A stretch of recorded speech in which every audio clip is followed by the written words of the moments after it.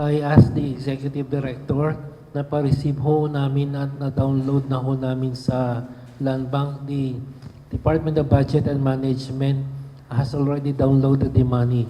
Now, it's up now for Land Bank kung gaano po nila kabilis iproseso yung mga perang dinownload na po ng gobyerno. But insofar as the LTFRB is concerned, downloaded na po yung pera. So, nasa processing na po ng Land Bank yun. How fast can they credit the money to the individual accounts of the operators? Most of the operators here have already accounts with Land Bank. They are registered with the LTFRB and they have existing accounts. Ito na yung ginamit namin during the pandemic time. So we have existing accounts. So this morning, DBM has already downloaded the money with the Land Bank. Kung hindi pa man ho natatanggap, it's probably because the bank is taking a little time to process everything. Kasi there are about 1.36 million na beneficiaries. And you should understand, hindi naman po kaya ng Land Bank na sabay-sabay i-process yan. It takes time to process everything. But what we can assure you is that the money is already in the bank. Bigyan lang ho natin ng konting pagkakataon ng Land Bank para ma-download lahat yung pera. Sa ngayon po, nakapagbigay na po tayo sa Land Bank.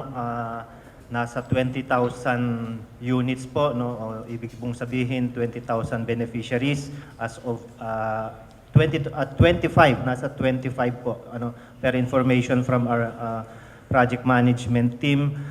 Mamaya po, mayroon pa pong karagdagan, hopefully nasa 22,000. So, aabot po ng halos 50,000 beneficiaries po yung i-credit po nila. At kanina po may tawagan po kami ng manager po ng Land Bank na siyempre po sa dami po ng accounts na kanilang i-credit. So, pipilitin po nila kung ano po yung pinakamabilis po na mai-credit nila. Just to clarify, within the day, may around 50,000 na po na pwede nang makakuha. May 50,000 na po kaming in-endorse po sa kanila para ma-credit po nila. In-endorse pa lang. So it's the list, sir. Opo. Initial 50,000. So ano na po yun, ipaprocess na po nila yung pag-credit po ng fuel subsidy doon po sa kanilang mga cards. Sir, may we know saang areas po ito, yung 50,000? Naka-spread po siya dito sa Metro Manila tsaka ang ating mga regional offices po. Kasi may ni-require na po natin lahat ng regional offices na mag-submit po ng kanilang beneficiaries.